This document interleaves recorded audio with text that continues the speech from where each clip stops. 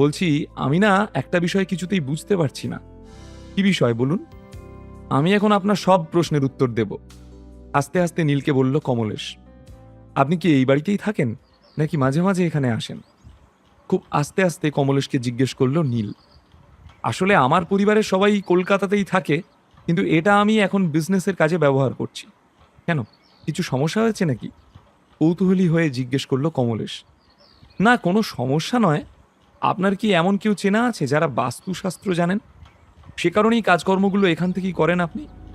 সন্দেহের সাথে কমলেশকে প্রশ্ন করল নীল।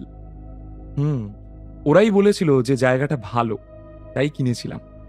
কিন্তু আপনি কি বাস্তুশাস্ত্রও জানেন? অবাক হয়ে নীলকে প্রশ্ন করলেন কমলেশ। হ্যাঁ জানি, কিন্তু বেশি নয়। আপনার বন্ধুরা ঠিকই বলেছে, এই জায়গাটা সত্যিই খুব ভালো। তাহলে আরো বলুন এই জায়গার ব্যাপারে। আর কি কি জানেন আপনি? আসলে এই বাড়িটা তোরসা নদীর পাশেই।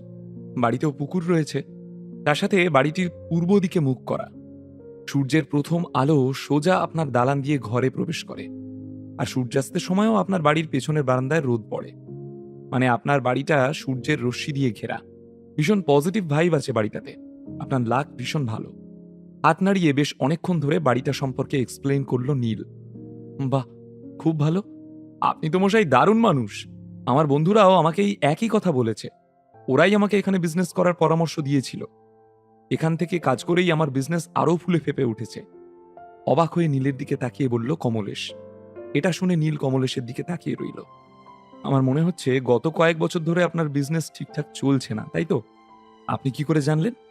নীলের দিকে তাকিয়ে অবাক চোখে প্রশ্ন করল কমলেশ। কমলেশ খুবই কুসংস্কারাচ্ছন্ন। তাই জন্য সে নিজের বন্ধুদের সমস্ত কথা অক্ষরে অক্ষরে মেনে চলে। বাস্তু সম্পর্কে তার বিশ্বাস অসীম। প্রথম দিকে এই বাড়িতে আসার পর কমলেশের বিজনেসে অনেক লাভ হয়েছিল, কিন্তু ৩ বছর ধরে যেন কোথাও হারিয়ে গিয়েছিল ওর সৌভাগ্য। কাজের জায়গায় বিভিন্ন ধরনের প্রবলেম আসছিল। এবার সদর দরজার একদম উল্টো দিকের দেওয়ালে টাঙানো একটা আয়নাকে দেখিয়ে কমলেশকে বলল, আমার মনে হচ্ছে এই আয়নাটা আপনি এখানে আসার অনেক পরে লাগিয়েছেন, তাই তো? হ্যাঁ, আসলে এই আয়নাটা আমাকে আমার এক বন্ধু দিয়েছে। এটা নাকি অ্যান্টিক, অঘটন থেকে আমাকে বাঁচাবে। নীলের মুখের দিকে তাকিয়ে বলল কমলেশ।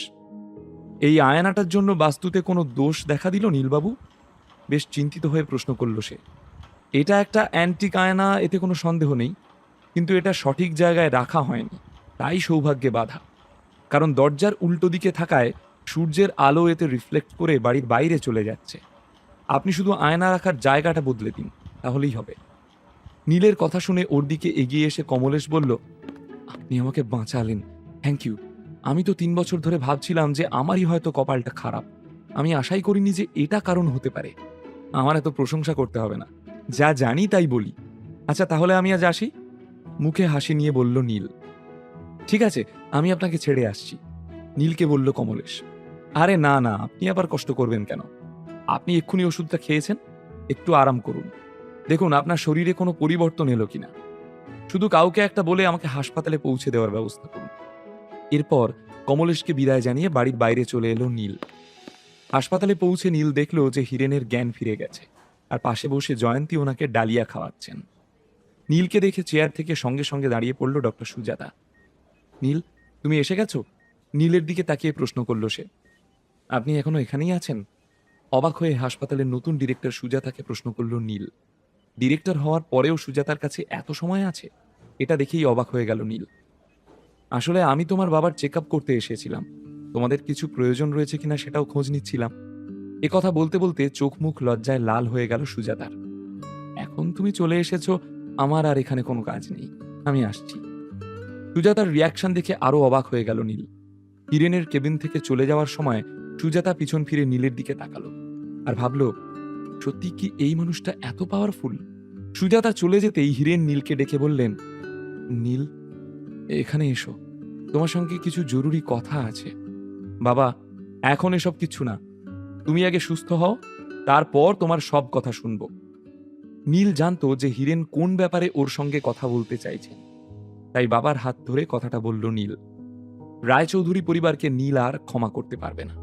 ওদের সঙ্গে অনেক ভালো করা হয়েছে, ওরা ভালো মানুষের পাত্র নয়। নীলের কথা শুনে হিরেনবাবু একটা দীর্ঘশ্বাস নিলেন। বুঝতে পারলেন এখন ছেলের সাথে কথা বলে লাভ নেই। পরের দিন সকালে ডক্টর সুজাতা হীরেন আর জয়ন্তীর জন্য ভীষণ হালকা জলখাবারের ব্যবস্থা করে পাঠিয়েছিল। নীলের জন্য নিজে হাতে রান্না করে পাঠিয়েছিল সে। হাসপাতালের স্পেশাল গেস্ট রুমে ওদের থাকার সমস্ত ব্যবস্থা করেছিল কমলেশ। কিন্তু সুজাতার বানানো খাবার পৌঁছানোর আগেই বেরিয়ে গিয়েছিল নীল।